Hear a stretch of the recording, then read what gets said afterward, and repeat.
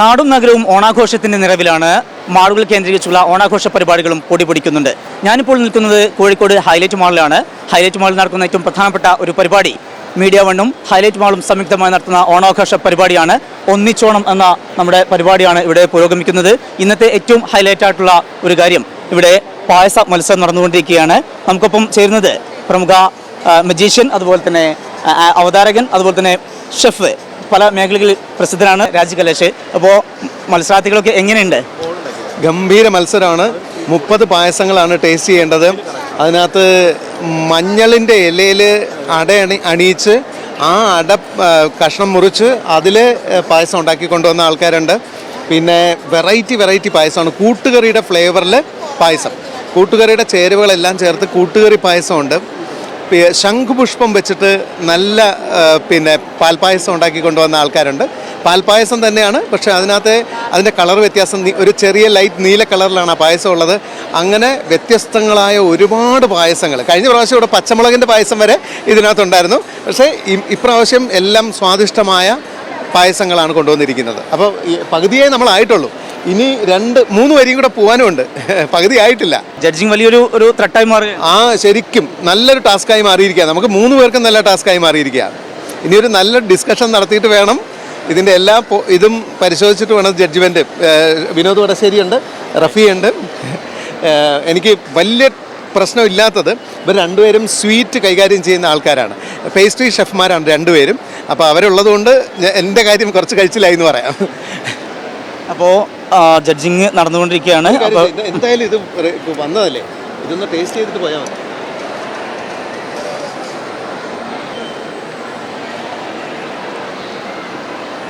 ഗംഭീര മത്സരം. വിശ്വസിക്കൂല, നമ്മൾ പറഞ്ഞാൽ വിശ്വസിക്കൂല. അടിപൊളി പായസങ്ങളാണ് വന്നിട്ടുള്ള. പായസങ്ങളെല്ലാം ഇന്നോവേറ്റീവ് ആയിട്ടുള്ളതും ട്രഡീഷണൽ പായസങ്ങളാണെങ്കിൽ പോലും ഗംഭീരമായിട്ടുള്ള ക്വാളിറ്റിയുള്ള, നന്നായിട്ട് വരട്ടിയെടുത്ത് കൊണ്ടുവന്നിട്ടുള്ള പായസങ്ങളുണ്ട്. വിധി നിർണ്ണയം നടക്കട്ടെ. ഓക്കെ. എന്തായാലും നല്ല ഒന്നിനൊന്ന് മെച്ചപ്പെട്ട പായസങ്ങൾ തന്നെയാണ്. വലിയ രീതിയിലുള്ള ഒരു പങ്കാളിത്തമുണ്ട്. 30 പേരാണ് ഇതിനകത്ത് പങ്കെടുക്കുന്നത്. ഇന്നലെ കുട്ടികൾക്കുള്ള മത്സരമായിരുന്നു ഉണ്ടായിരുന്നത്. ഇന്നിപ്പോൾ മുതിർന്നവർക്ക്, പ്രത്യേകിച്ചും വീട്ടമ്മമാരെ കേന്ദ്രീകരിച്ചുള്ള മത്സരമാണ് പുരോഗമിക്കുന്നത്.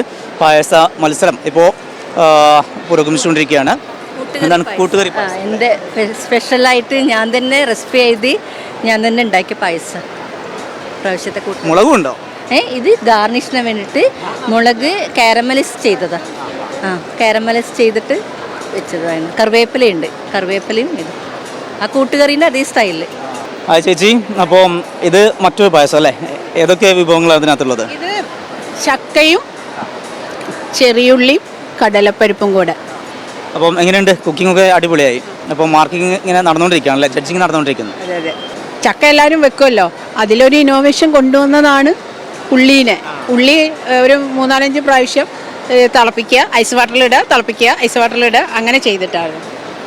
പിന്നെ മധുരക്കിഴങ്ങാണ് ഇങ്ങനെ കാരമലൈസ് കടലമുട്ടായി മധുരാക്കി, എന്നിട്ട് അതാണ് ഇതിൽ ഇട്ടത്. എല്ലാവരും അണ്ടിപ്പരിപ്പും മുന്തിരിയൊക്കെ അല്ലേ വറുത്തിടുക, അതിനൊരു വെറൈറ്റി ആയിട്ട് കൊണ്ടാണ്.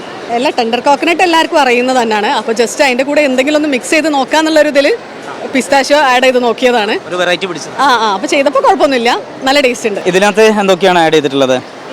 ഈത്തപ്പഴം, ബദാം, പിന്നെ പിസ്ത, പിന്നെ മിൽക്ക് മെയ്ഡ്, പഞ്ചസാര. എങ്ങനെയുണ്ട് മത്സരം? കുഴപ്പമില്ല, അടിപൊളി. ഏതായാലും മത്സരം ഇപ്പോൾ നടന്നുകൊണ്ടിരിക്കുകയാണ്. വിവിധ തരത്തിലുള്ള വ്യത്യസ്തമായിട്ടുള്ള രുചിക്കൂട്ടുകളുമായിട്ട് തന്നെയാണ് ഓരോ വീട്ടമ്മമാരും എത്തിയിരിക്കുന്നത്. പല വിധത്തിലുണ്ട്. പച്ചക്കറികൾ കൊണ്ടുള്ള പായസം ഉൾപ്പെടെ നമുക്ക് കാണാനാവുന്നുണ്ട്. ഇത് ചേനയല്ലേ? ഇതാ ചേനത്തണ്ട് കൊണ്ടുള്ള ക്യാപ്സിക്കം, അവക്കാഡോ, മില്ലറ്റ് പായസം. ഇത് അധികം ആരും ഉപയോഗിക്കാത്തതാണ്. കാരണം ആരും മുറ്റത്തേക്ക് നോക്കില്ല, എല്ലാവരും മാർക്കറ്റുകളിൽ നിന്ന് വാങ്ങിയിട്ടല്ലേ വരുന്നത്. ഇതാകുമ്പോൾ മാർക്കറ്റിൽ അങ്ങനെ അവൈലബിൾ ആയിട്ട് കണ്ടിട്ടില്ല. അപ്പോൾ അതുകൊണ്ട് വെറൈറ്റിക്ക് മുറ്റത്ത് ഇത് നോക്കി എന്നെ ചിരിക്കുന്നുണ്ട്. അപ്പോൾ ഇതന്നെ ഉണ്ടാക്കാം പായസം എന്ന് ഞാൻ വിചാരിച്ചു. ചൊറിയില്ല കൊണ്ട് എല്ലാവരും പായസം ഉണ്ടാക്കുന്നുണ്ടല്ലോ. ചൊറിയില്ല എന്ന് വിചാരിക്കാം അല്ലേ? ചൊറിയുന്നില്ല, കാരണം കഴിച്ചത് 2-3 പ്രാവശ്യം ഉണ്ടാക്കി കഴിച്ചതാണ്. ഇത് വരട്ടി വെച്ചാൽ സൂക്ഷിച്ച് വെക്കുകയും ചെയ്യാം, എപ്പോൾ അങ്ങ് പായസം ഉണ്ടാക്കാൻ. അങ്ങനെ ഒരു വെറൈറ്റി. അപ്പോൾ അങ്ങനെ വ്യത്യസ്തമായിട്ടുള്ള പായസം നമുക്ക് കാണാനാവുന്നുണ്ട്. പല വിധത്തിലാണ് ഓരോ ആളുകളും അവരവരുടെ ക്രിയേറ്റിവിറ്റി അവർ ഉണ്ടാക്കിയിരിക്കുന്നത്. എന്തായാലും മത്സരം ഇപ്പോൾ പുരോഗമിച്ചുകൊണ്ടിരിക്കുകയാണ്. ഈ മത്സരാർത്ഥികൾക്കൊക്കെ നല്ല സമ്മാനങ്ങളുമുണ്ട്. വണ്ടർ ഷെഫിൻ്റെ സമ്മാനമുണ്ട്, അതുപോലെ തന്നെ ദിനേശ് ഫുഡ് നൽകുന്ന സമ്മാനമുണ്ട്. അങ്ങനെ വിവിധ കമ്പനികൾ നൽകുന്ന മനോഹരമായ സമ്മാനങ്ങളും ഇവരെ കാത്തിരിക്കുന്നുണ്ട്. 26 വരെയാണ് ഈ പരിപാടി ഉണ്ടാവുക. ഏറ്റവും ആകർഷകമായിട്ടുള്ള ഒരു മത്സരമാണ് അടുത്ത ദിവസം നടക്കുന്നത്. വാശിയേറിയ വടംവലി മത്സരമാണ് നാളെ നടക്കുക. ഏതായാലും ഇതിനകത്ത് വലിയ ഒരു ജനപങ്കാളിത്തം നമുക്ക് കാണാനാവുന്നുണ്ട്.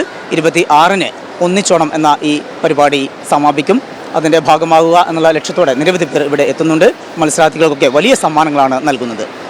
കോഴിക്കോട് നിന്ന് നിഖിലിനൊപ്പം സമീർ സി മുഹമ്മദ്, മീഡിയ 1.